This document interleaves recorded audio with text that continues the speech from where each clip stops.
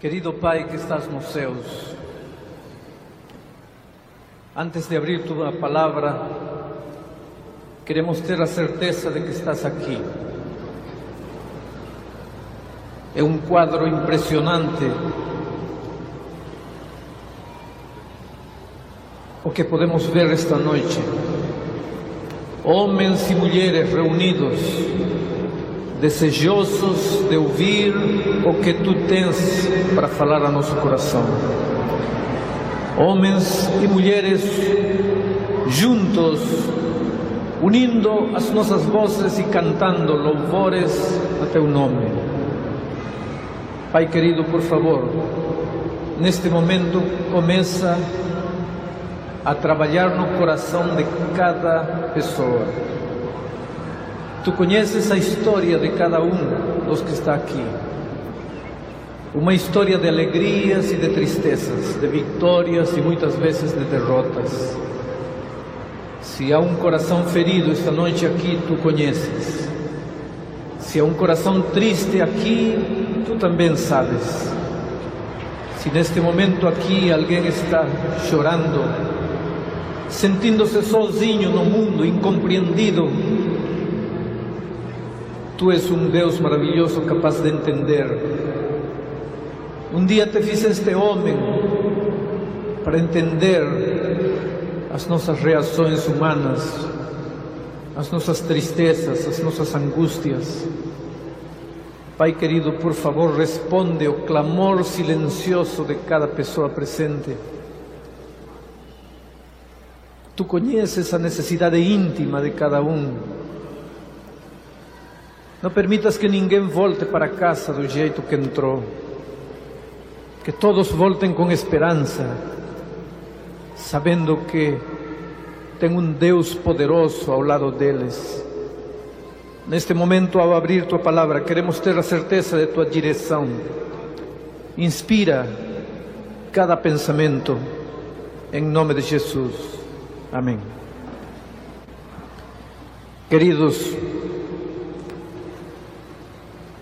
fico emocionado ao ver chegando cada um de vocês, cansados do trabalho, alguns matando aulas, alguns sem ter tomado um lanche, sem ter tomado um banho, suados,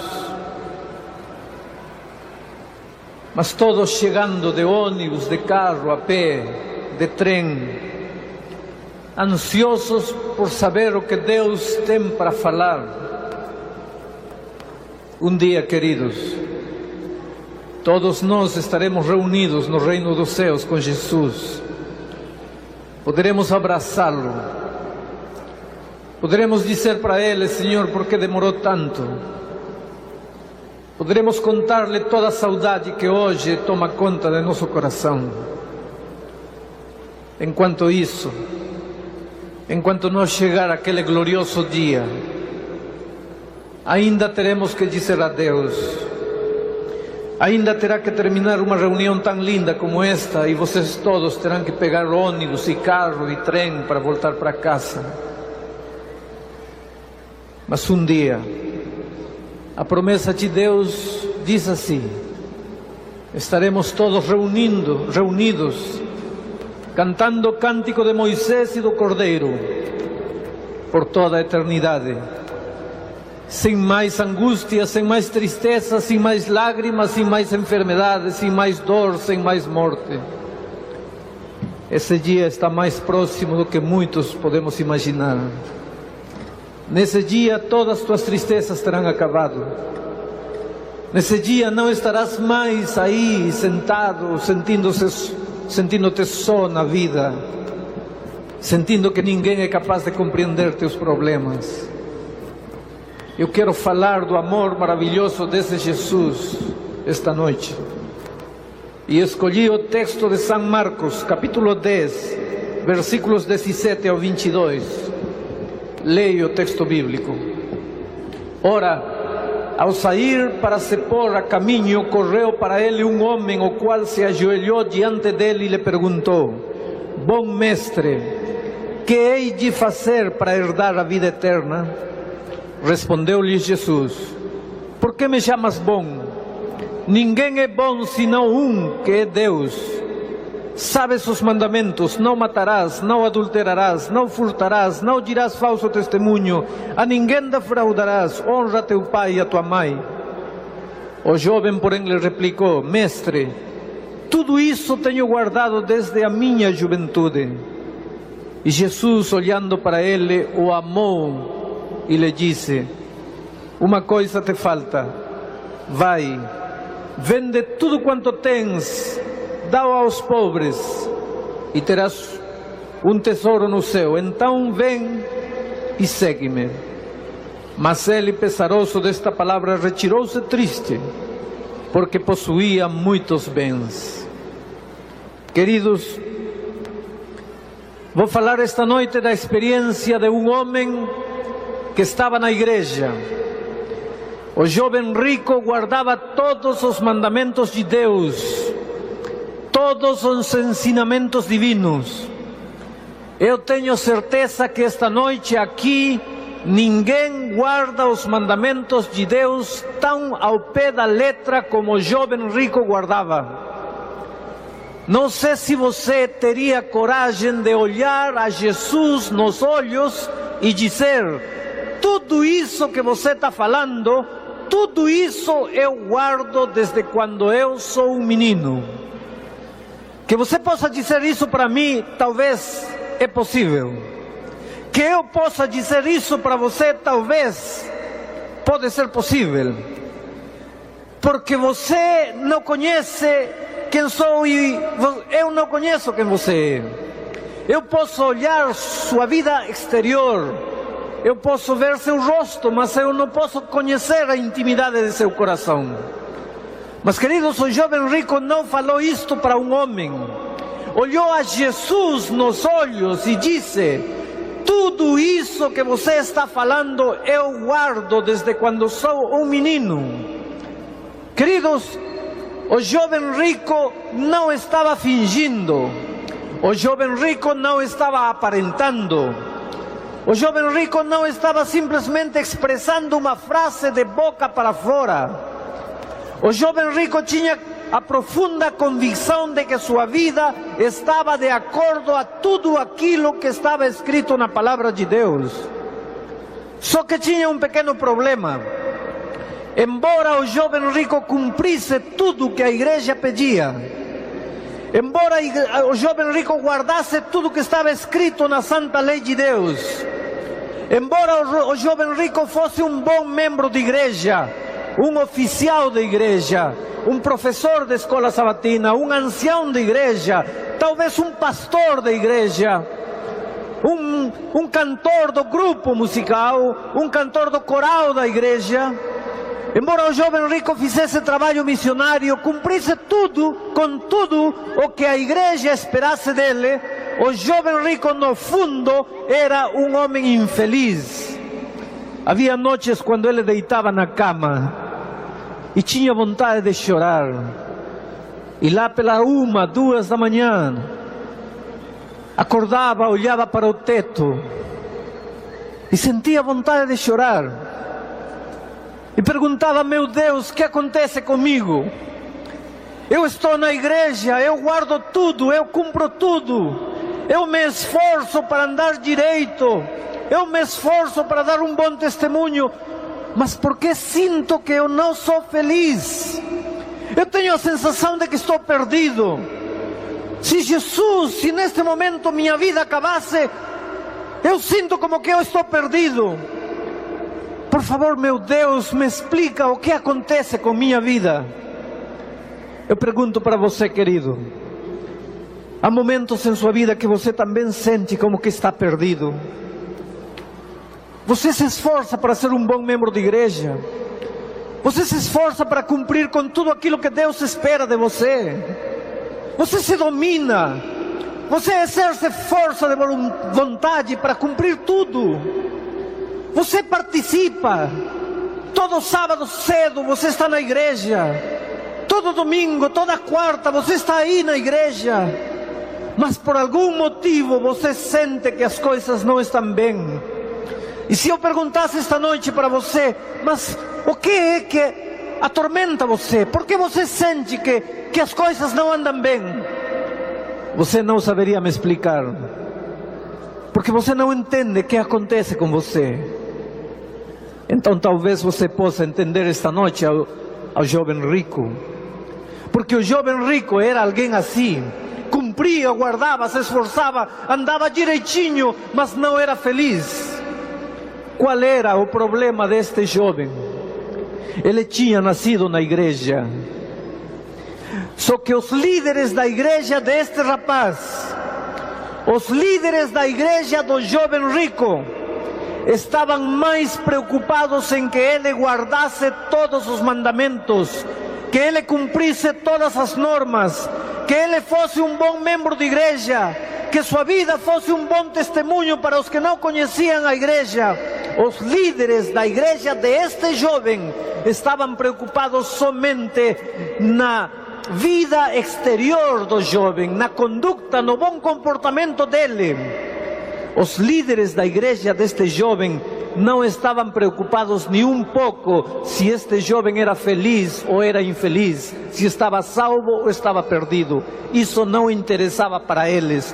O único que interessava para eles é que ele se portasse bem, que cumprisse tudo, que guardasse tudo, que participasse das atividades da igreja. Desde pequeno, ele tinha crescido na igreja. Os líderes deste rapaz mostravam para ele que Deus era um Deus que estava sentado em seu trono de justiça, com uma vara na mão, olhando para a terra e pensando: quem é aquele que se porta mal para castigá-lo? Então este garoto começou a crescer com a ideia de que Deus era um Deus somente preocupado em seu bom comportamento. Se ele saísse um pouquinho da linha, então Deus não o amava mais, Deus não gostava mais, Deus mandava maldições em cima dele. E ele começou a ter medo de Deus. Nunca ninguém ensinou a este jovem a amar Jesus. Ensinaram a ele a ter medo de Deus. E eu lhes digo uma coisa, meus queridos: por medo também se pode obedecer. Por medo do castigo também se pode andar na linha. Por medo do inferno também se pode guardar mandamentos. Por medo de receber a maldição divina também se pode cumprir todas as leis de Deus.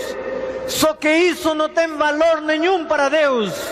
Pode ter valor para os homens, pode ter valor para a igreja, não tem valor para Deus. Para Deus, a obediência só por amor. Só quando o homem se apaixonou por Cristo, só quando o homem chegou a um ponto de dizer: Senhor Jesus, Tu és a minha vida, sem Ti não sou ninguém, sem Ti minha vida não tem sentido. Quando o ser humano se apaixonou por Cristo, entregou o coração a Jesus, então sim, o Senhor Jesus disse: vem e segue-me. Obediência por temor pode ter valor para os homens, não tem valor para Deus.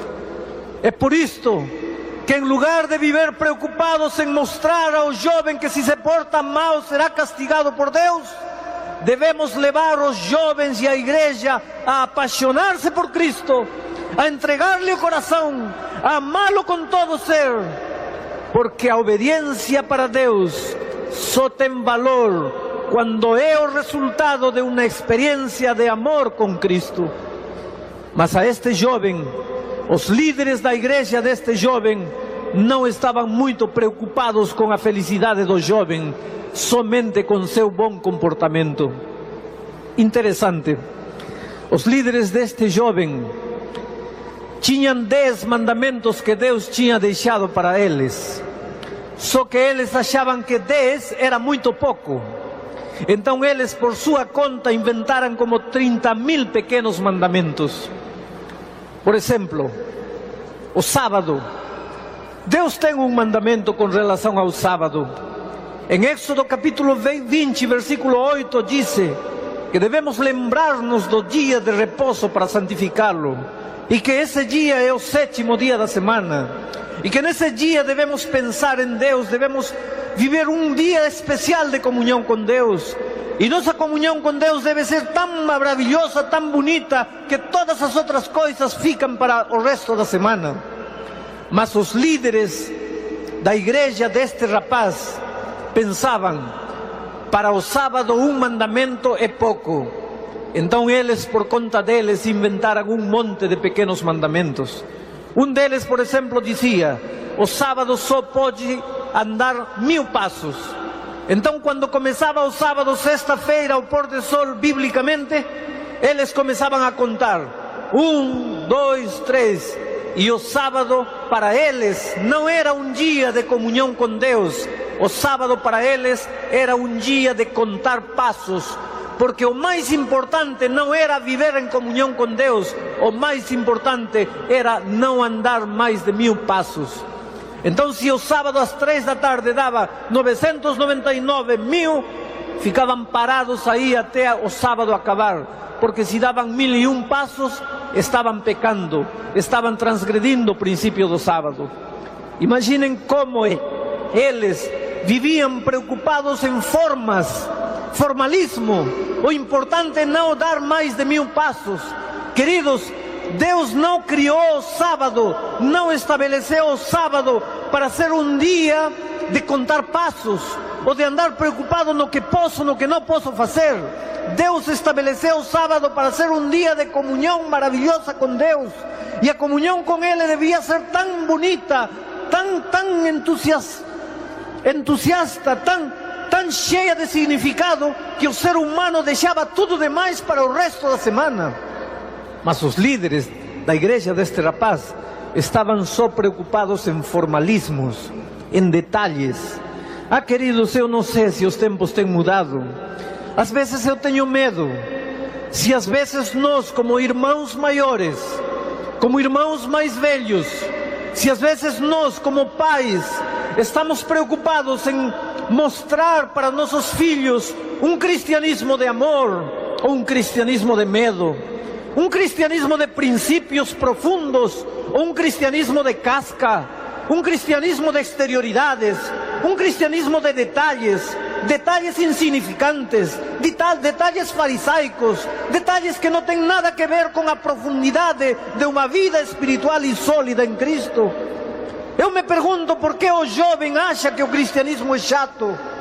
O cristianismo é a maravilhosa experiência de amar a Jesus. Se há algo que o jovem gosta é de amar, por que então um jovem com 15 anos abandona a igreja? Será que nós como pais falhamos? Será que nós como pais mostramos para eles que o cristianismo é não fumar, não beber, não usar drogas, não ir ao campo de futebol, não fazer isso, não fazer aquilo, não olhar para lá, não ir ao cinema, não ir ao teatro, não dançar, não cortar cabelo, não usar isso, não usar aquilo? Será que nós vivemos preocupados somente nisso?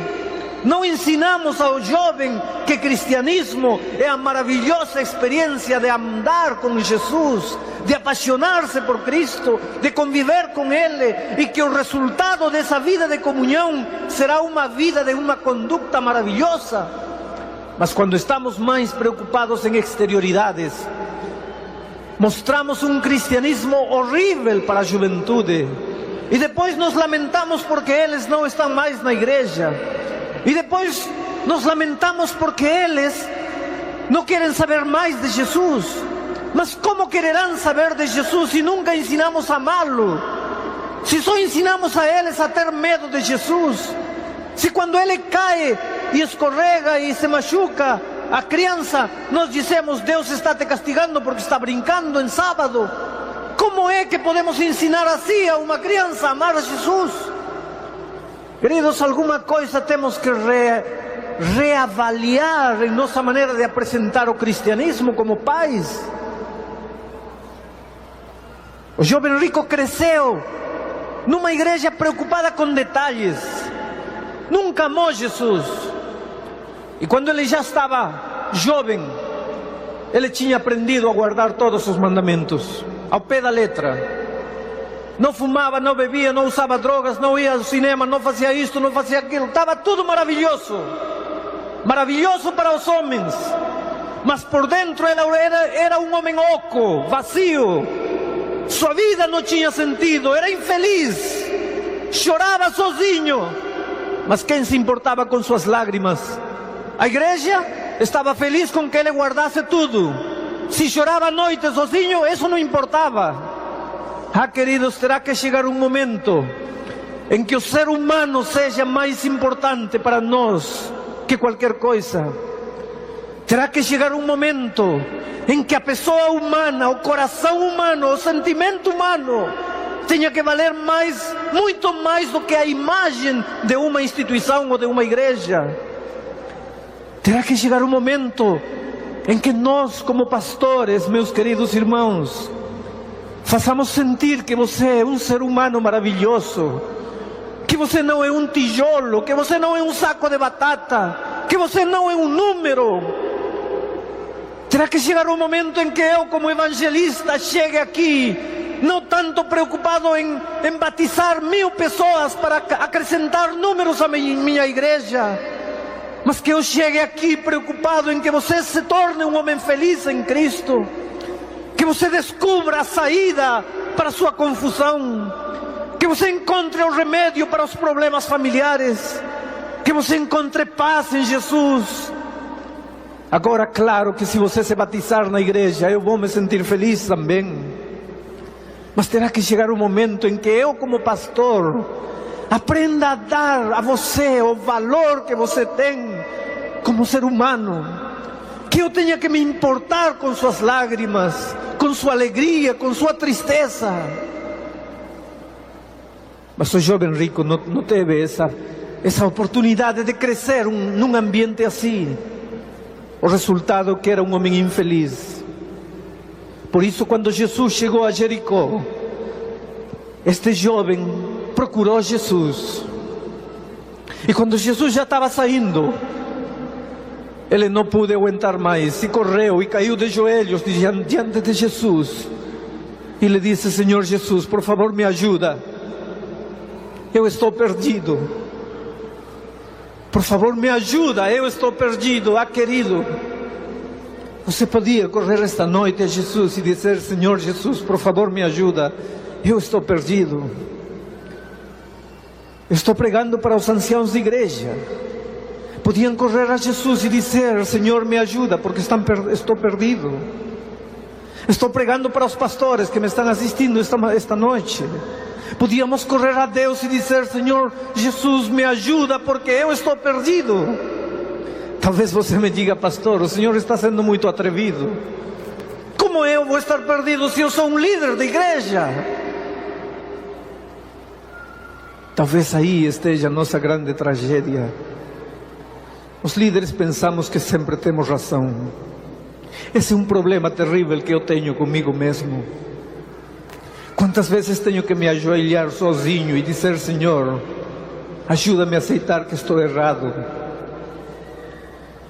Um dia tive uma batalha muito grande em meu coração, porque meu filho de 12 anos estava certo e eu estava errado. Mas eu era pai, e eu tinha castigado ele, e eu estava errado. E como dizer a um garoto de 12 anos: filho, eu acho que você tem que me devolver o castigo porque eu errei. Aonde ficava a minha autoridade de pai? E não é somente com meu filho. Quantas vezes eu, como líder de igreja, posso correr o perigo de fazer isso com minha igreja? Será que líderes não erramos? Querido, como tive que me ajoelhar e pedir a Deus que me dê um coração capaz de pedir perdão a meu garoto de 12 anos. A dizer: filho, se você quiser, me devolve o castigo. Eu não sei como compensar o que eu fiz. Eu estava errado. E os nossos filhos têm um coração maravilhoso. Meu filho não me devolveu o castigo. Meu filho me abraçou e me beijou e disse: pai, eu gosto muito de você. Hoje meus filhos estão jovens e eu posso ver Quanto vale ser um pai que tem que reconhecer às vezes os erros? Queridos, podemos ir a Jesus esta noite e dizer: Senhor, estou perdido. Apesar de estar na igreja 20, 30 anos, estou perdido. Você me pergunta: pastor, como posso saber se estou perdido ou não? Eu te digo, você sente que não é feliz, apesar de estar na igreja, apesar de guardar tudo, apesar de cumprir tudo. Por favor, não meça sua salvação por sua conduta. Não meça sua salvação por sua conduta. Aqui está o exemplo de um homem cuja conduta era nota 10 e espiritualmente estava na lona. É possível que tua conduta seja nota 10 e espiritualmente você esteja perdido. Boa conduta não é sinônimo de salvação. Boa conduta é um resultado de uma vida salva, mas também pode ser um resultado do esforço e do moralismo humano. É muito perigoso medir salvação por bom comportamento. Você tem paz? Você tem certeza de salvação? Você deita à noite e dorme com paz, dorme. Você sabe o que é deitar e dormir. E se à meia-noite tem um terremoto e você morre, ter a certeza de que acordará na manhã da ressurreição com Cristo. Você sabe o que é deitar na cama e fechar os olhos e saber que não deve nada a ninguém, e que Jesus está a seu lado. É assim seu cristianismo? O seu cristianismo é a maravilhosa arte de andar pisando ovos com medo de quebrá-los? O seu cristianismo é uma permanente sensação de: será que estou certo? Será que estou errado? Será que estou salvo? Será que estou perdido? Se seu cristianismo é esse, então você não descobriu o que é a vida cristã. A vida cristã é certeza de salvação em Cristo, não por teus méritos, não porque você é bom, mas porque Ele morreu por ti.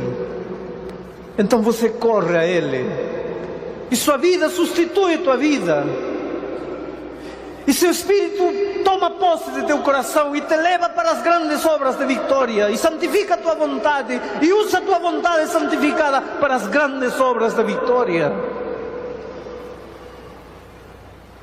Quando o jovem disse para Jesus: ajuda-me, estou perdido, o Senhor Jesus tentou levar este jovem do conhecido para o desconhecido. Tudo que este jovem conhecia era lei, mandamento, norma, disciplina. Jesus começou por aí e disse: filho, você quer entrar na vida eterna? Então guarda todos os mandamentos. O jovem ficou perplexo. Quais mandamentos? Aqueles de Êxodo capítulo 20. O jovem abriu os olhos e disse: Senhor, tudo isso eu faço desde quando sou uma criança. E o Senhor Jesus, disse a Bíblia, olhou para o jovem e o amou. Esta noite, querido, aí onde você está sentado, o Senhor Jesus olha para você e ama você. Você é a coisa mais linda que Deus tem nesta vida. Com o caráter feio que você tem, com o temperamento horrível que você tem, com as coisas erradas que você pode ter, ou com as virtudes, ou com os defeitos, com os traumas, com os complexos, com os pensamentos, com os sentimentos que você pode carregar na sua vida. Você é a coisa mais bonita que Deus tem neste mundo. Ele veio a esta terra para salvar você. Você é importante para Ele. Você nunca pode esquecer isto. Só que às vezes o Senhor Jesus te olha acomodado na igreja, pensando que porque não bebe, não fuma e não vai para o cinema, você já está salvo. Quando você está perdido e angustiado por dentro, quando você não conhece o que é vida cristã, quando Jesus não é teu amigo, Jesus olha para você com amor e diz: filho, como faço para te explicar o que é a vida cristã? Como faço para entender que o mais importante para mim não é tua conduta, é você?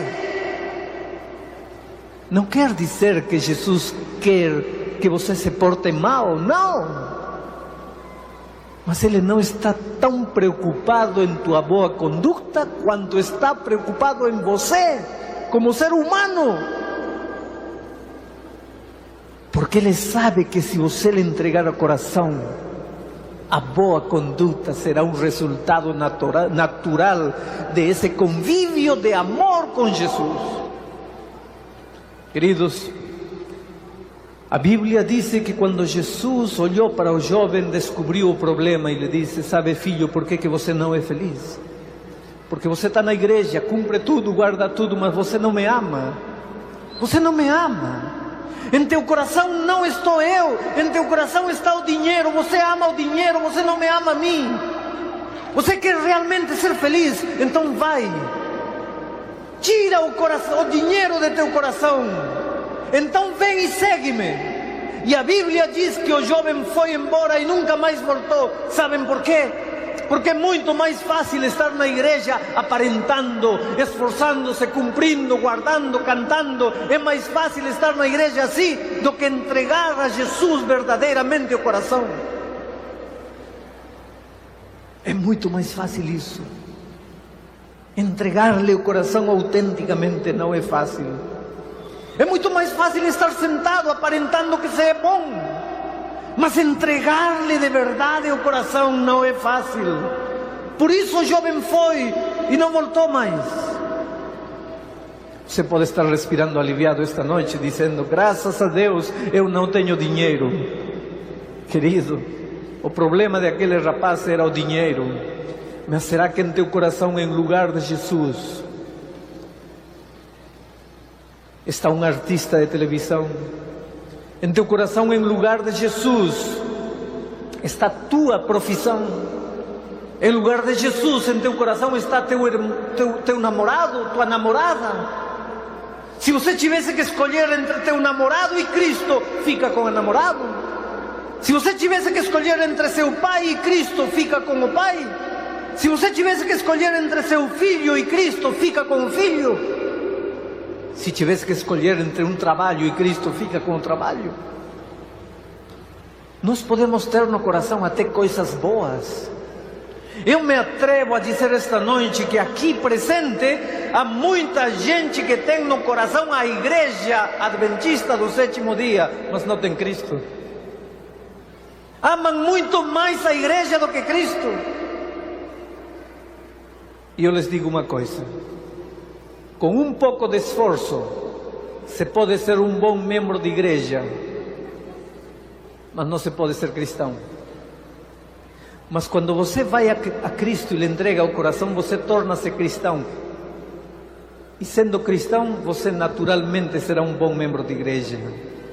É por isso que nossa preocupação, em primeiro lugar, em lugar de ser membro de igreja, em primeiro lugar deve ser cristão. O resultado de ser cristão é ser membro de igreja. Mas tem muita gente que no coração não tem Jesus. Tem as profecias. Amam muito mais as profecias do que Cristo. Tem muita gente que tem doutrina no coração. Amam muito mais a doutrina do que Cristo. Tem muita gente que no coração não tem Jesus, tem Ellen White. Amam muito mais Ellen White do que Cristo.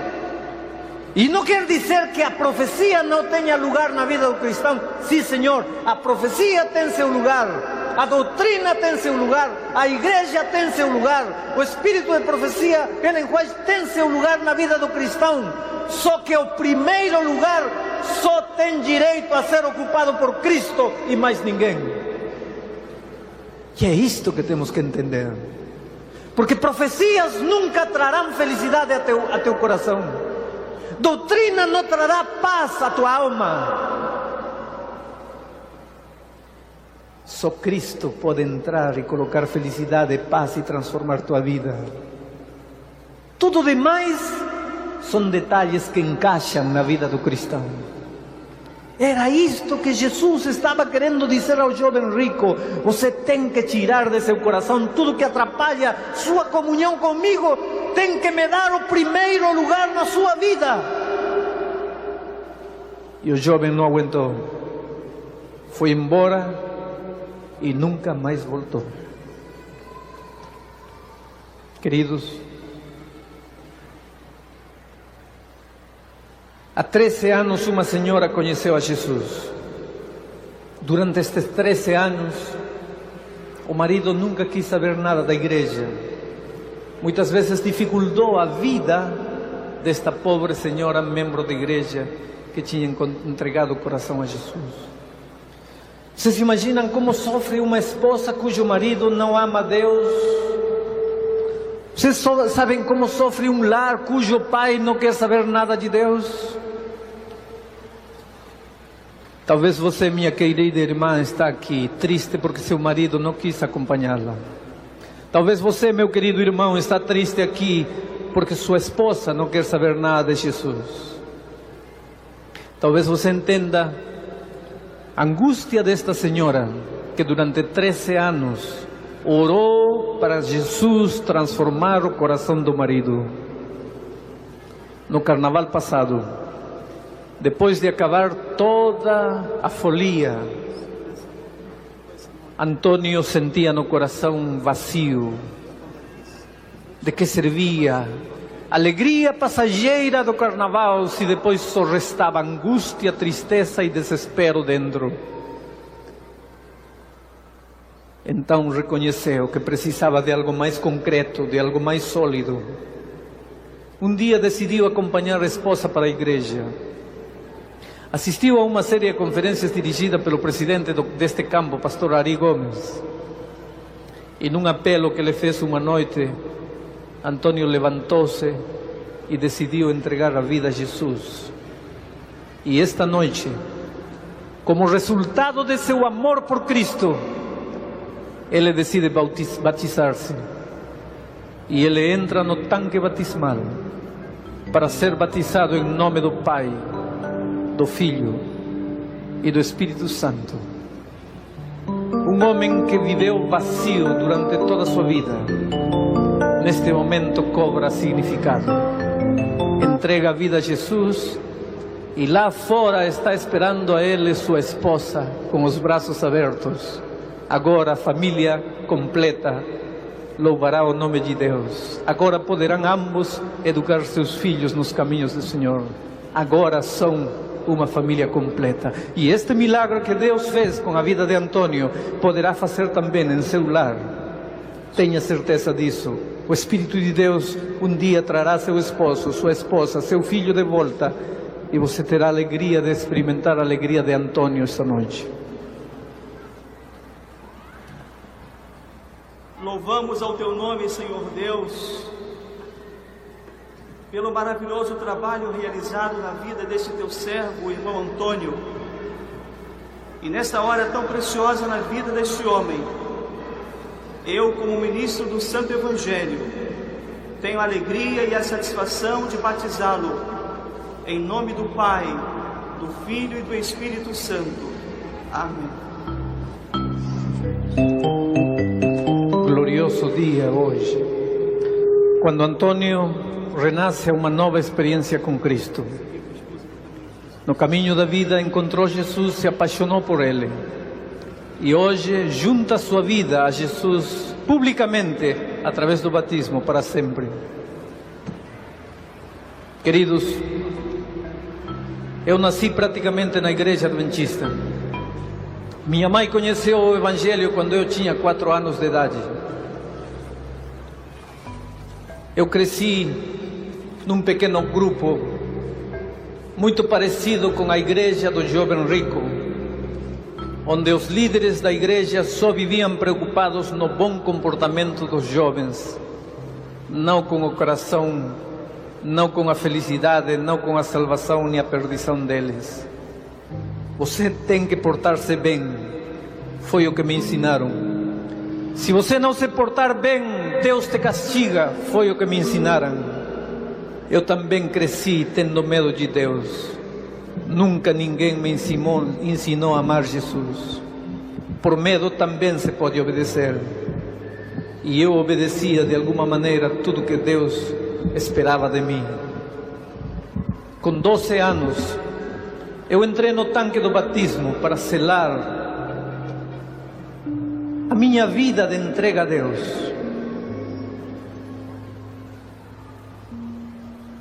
Depois do meu batismo, uma voz começou a atormentar-me.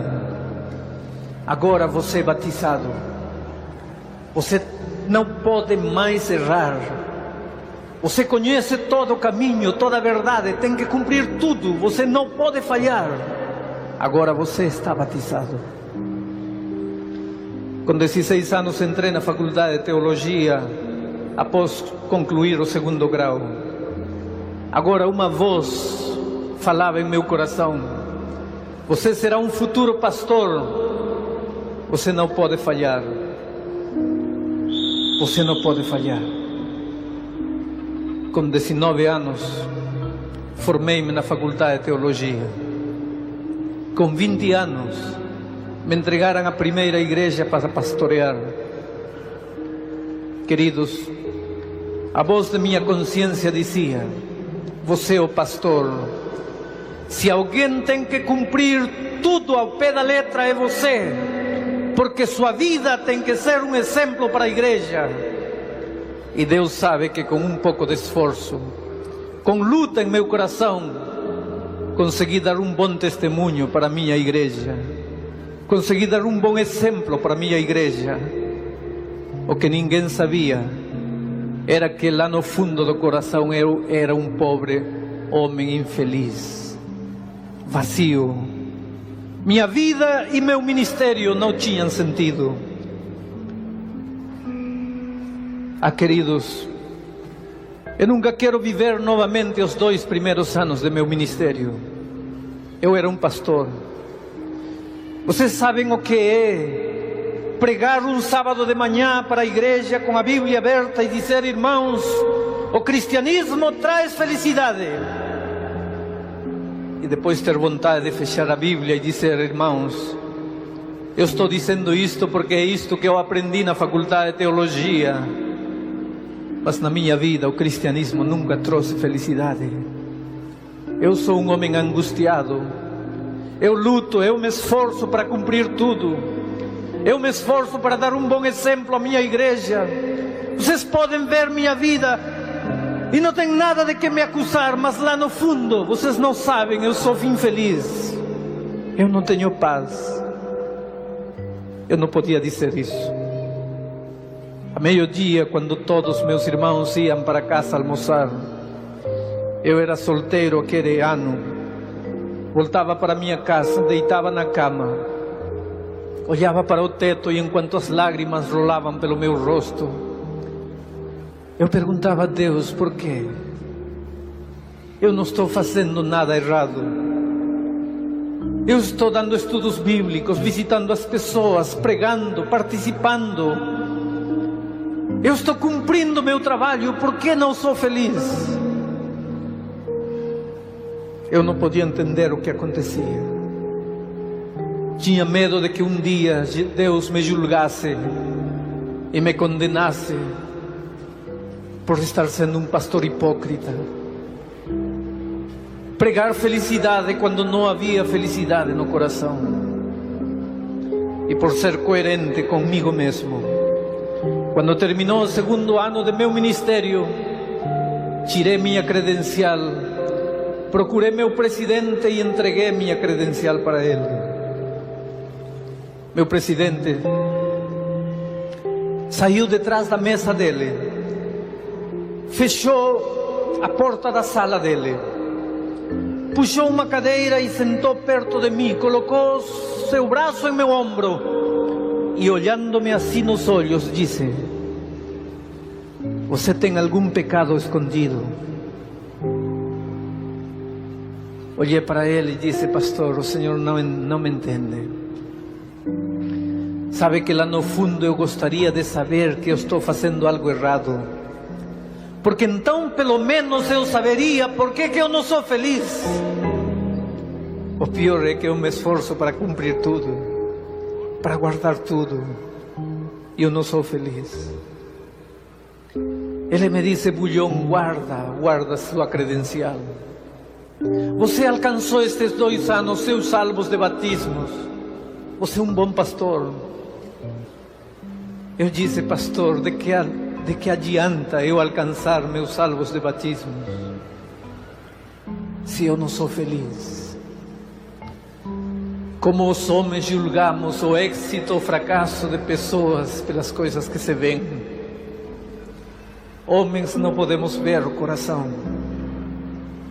Eu era um pobre garoto infeliz de 22 anos, que por coerência comigo mesmo achava que não podia continuar sendo um pastor. Mas eu agradeço àquele presidente, porque ele me disse: por favor, dá-te uma chance, toma tua credencial, fica com ela 1 ano mais. Você vai ser missionário entre os índios da Amazônia, na tribo Campa. Talvez aí, entre os índios, sozinho, em meio da natureza, você se encontre consigo mesmo. O que ele não sabia é que eu não precisava encontrar-me comigo mesmo. Eu estava cansado de encontrar-me comigo. Todas as noites eu me encontrava comigo mesmo. E só encontrava um poço de vazio e desespero. Eu precisava encontrar-me com alguém, é verdade, mas não era comigo. Ah, querido, enquanto você pense que você tem força, enquanto você escuta essas vozes por aí dizendo: olha para dentro de você, porque Deus está dentro de você, porque o poder está dentro de você, porque a solução está dentro de você. Concêntrese, porque as forças interiores estão dentro de você, porque os fluidos estão dentro de você. Você sempre estará caindo e caindo, porque só dentro de você só existe um poço de angústia, vazio e desespero. Você não tem que olhar dentro de você, você tem que clamar e olhar para o único capaz de preencher o vazio interior. Eu estava cansado de olhar para dentro de mim. Dentro de mim só havia egoísmo, orgulho, só havia preocupação por exterioridades, por detalhes, só havia casca, não havia nada autêntico. Eu estava cansado de olhar para dentro de mim. Eu precisava encontrar-me com alguém que eu nunca tinha encontrado na minha vida. Eu fui para a Amazônia como missionário entre os índios da tribo Campa. Morei 3 anos com os índios, comendo e dormindo no chão como eles. Foram anos maravilhosos da minha vida. Um dia saí de uma aldeia para visitar uma outra aldeia. Era sexta-feira. Era 2 horas de caminho através da Mata Virgem. Mas eu me perdi. Perdi a trilha. 3 horas, 4 horas, 5 horas. Eu não encontrava a trilha. E quanto mais me esforçava para encontrar a trilha, mais me perdia. Era sexta-feira. 3 da tarde eu estava perdido na mata. Corria como um louco de aqui para lá e não achava a trilha. 4, 5 da tarde, às 5 da tarde, no interior da Amazônia já fica escuro. As enormes árvores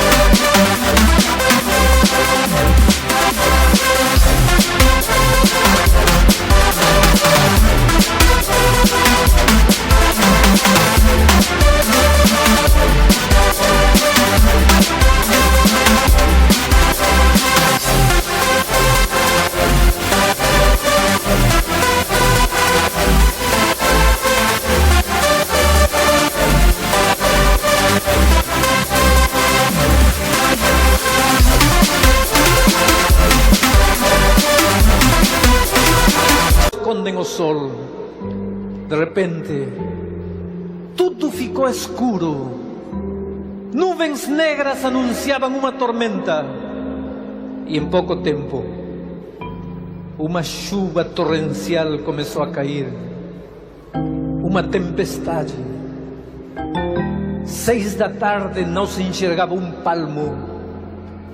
Imaginem um garoto de 22 anos sentado debaixo de uma árvore, esperando que a chuva passasse.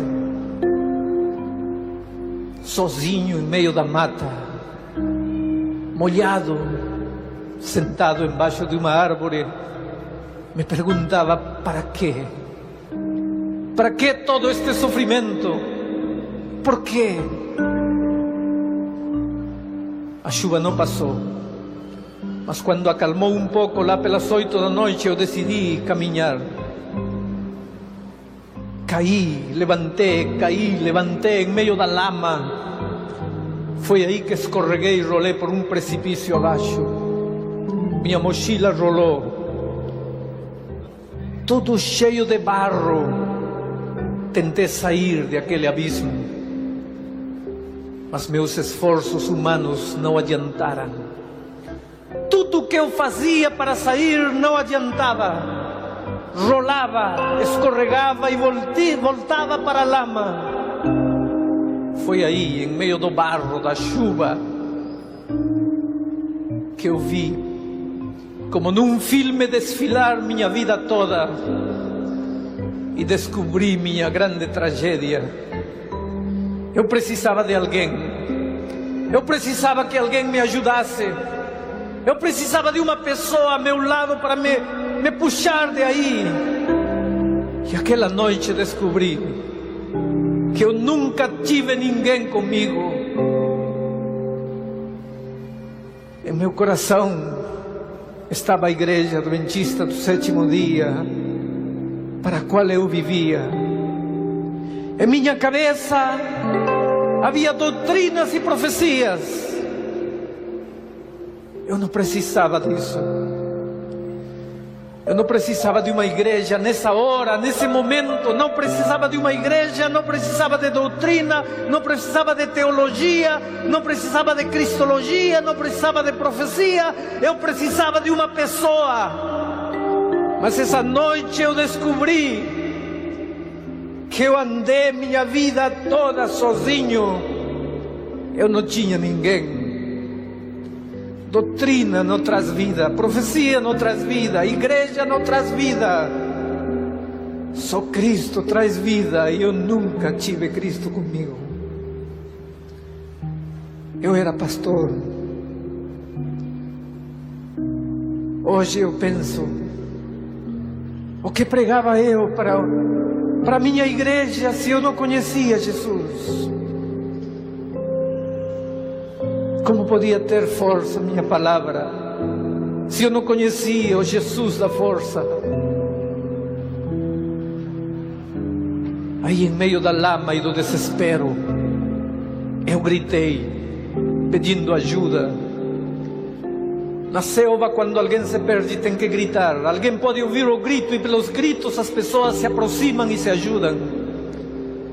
Eu gritei com todas as minhas forças, e então ouvi que alguém gritava ao longe. Continuei gritando, e o grito começou a se aproximar cada vez mais e mais. Eu senti que alguém estava na trilha lá em cima. Eu senti os passos de alguém descendo pela lama. E de repente alguém chegou perto de mim. Era um índio Campa, da tribo Campa, com as marcas que as tradições de sua tribo tinham feito em seu rosto. Me estendeu a mão. Eu segurei sua mão. Eram mãos cheias de calos. Eram mãos grossas. Eram mãos fortes de um índio da mata. Me começou a puxar. Meus pés escorregavam na lama, mas os dele pareciam um tractor. Até que chegamos lá em cima. Então perguntei: quem é você? Ele não disse nada. De onde você saiu? Nada. O que você faz por aqui? Nada. Eu pensei que ele não entendia o que eu falava, porque eu falava espanhol e ele era um índio. Existem índios que não falam espanhol, só falam campa. Ele me agarrou do braço e me começou a levar. E eu fui com ele. Andamos muito tempo e muitas vezes eu perguntei, mas quem é você? E ele nunca falou nada. De repente ele parou e me mostrou abaixo. Haviam luzes, era a aldeia que eu estava procurando. Soltei ele e corri, escorreguei e rolei pelo chão. Ele me alcançou, me levantou, me ajudou a chegar até a aldeia. Quando cheguei na aldeia, chamei em voz alta e um índio saiu com uma tocha acesa. E quando me viu e me reconheceu, ele me abraçou e disse: pastor, está louco? Por que veio a esta hora? Eu disse: João, eu não vim a esta hora. Eu saí 6 da manhã. Eu me perdi. Eu estou cansado. João tirou minha roupa, me deu um manto e eu deitei no chão perto do fogo e adormeci. Quando amanheceu já era sábado. Minha roupa estava seca perto do fogo, me vesti. Havia mingau de banana e mandioca assada perto do fogo. Eu saí no pátio procurando água para me lavar. E aí estava João e outros irmãos índios. Falei: João, onde tem água? Quero me lavar. Me disse: lá embaixo tem uma cachoeira. E ele me perguntou: pastor, como foi que chegou? Eu disse: João, era o índio que me trouxe. Que índio? O índio que estava comigo à noite. Ele olhou para mim e disse: pastor, o senhor estava sozinho. Falei: João, quando você me abraçou, ele estava comigo, ao meu lado. João me disse: pastor, quando as pessoas como você se perdem na mata, ficam com medo e começam a imaginar coisas. O senhor deve ter imaginado. O senhor estava sozinho. Eu não disse nada. Disse: João, onde tem a cachoeira? Lá embaixo. Eu fui embaixo. Aí perto dessa cachoeira me ajoelhei e orei. E pela primeira vez na vida eu senti que minha oração não ia para arriba. Eu senti que minha oração ia para o lado. Eu senti que alguém estava perto de mim. Eu nunca vi Jesus, não. Aquele índio, a mim não me importa se foi um índio, se foi um anjo, não. Eu não conto esta história pelo aspecto místico da história, não. Eu conto esta história porque aquela noite Jesus, de alguma maneira, me disse: filho, eu sou uma pessoa. Você tem que olhar para mim como uma pessoa. Você tem que fazer de mim seu amigo. Você tem que segurar meu braço poderoso, porque sem mim você está perdido. Querido, aquele dia perto da cachoeira mudou minha vida, mudou meu ministério, mudou minha maneira de pregar, mudou tudo. Hoje, ele é meu amigo. Eu ando pelas ruas das grandes cidades. Gosto de ver as pessoas. Em Belém do Pará, outro dia, havia um grupo de pessoas na esquina tomando tacacá com jambu.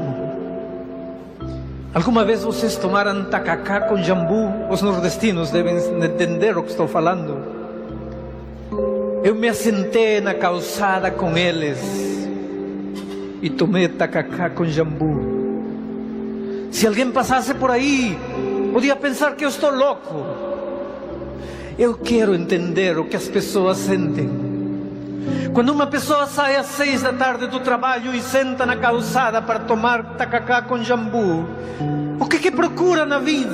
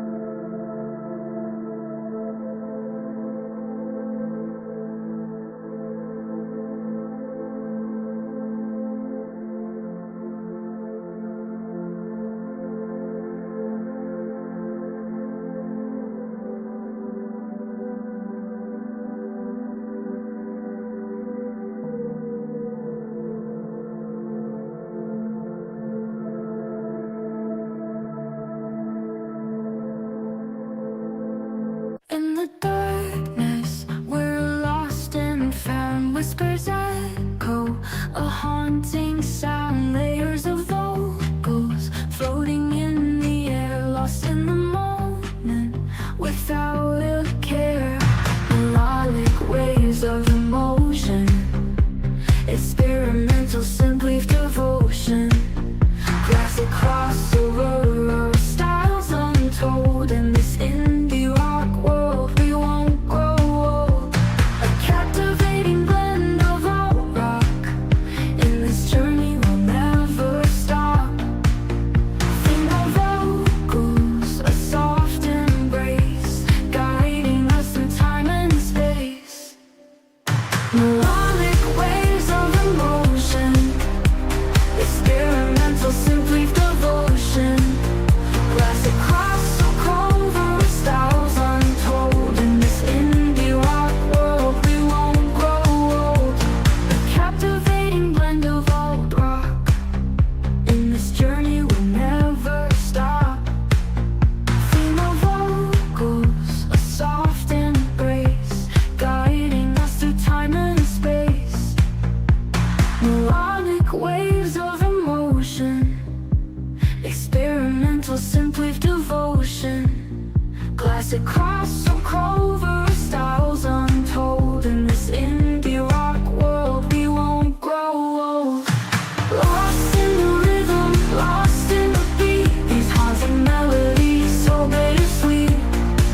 Layers of vocals, a symphony of dreams. In this chill vibe we find tranquility it seems. Melodic waves of emotion, experimental simply devotion. Classic crossover styles untold. In this indie rock world we won't grow old. As the music fades into the night, we'll hold on to this feeling tight. A blend of genres, a fusion so pure. In this chill style we'll endure.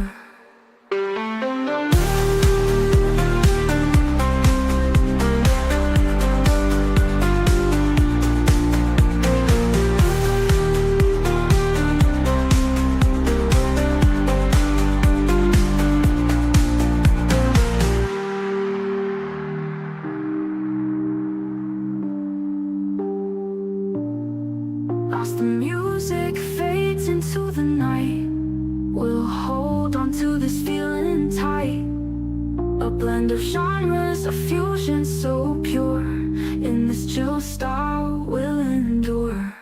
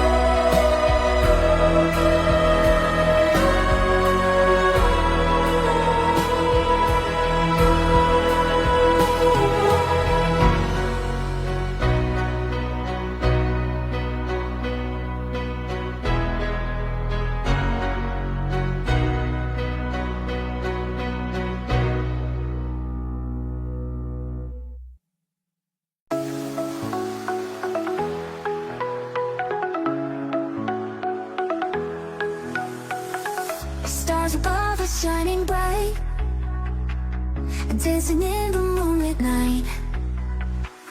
Heartbeats running wild, so free. This kid, just you and me. Feel the rhythm, take my hand. Sparkles in a wonderland. Laughter echoes through the air. Together we're a perfect pair. We're dancing, dancing in the moonlight.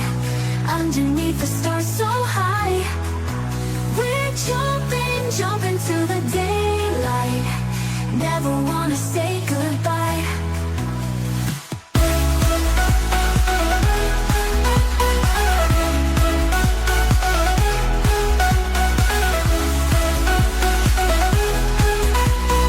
Never wanna say goodbye. Neon lights are calling out.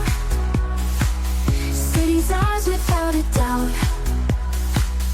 Fingers interlock so tight. Swirling in the magic light. We're dancing, dancing in the moonlight. Underneath the stars so high. We're jumping, jumping to the daylight. Never wanna say goodbye. Hold me close, don't let me go. Feel the world in every glow. Moments ours, just take the lead. Dancing hearts, no words we need. We're dancing, dancing in the moonlight. Underneath the stars so high. We're jumping, jumping to the daylight. Never wanna say goodbye. Hold me close, let's chase the dawn. This feeling's only just begun.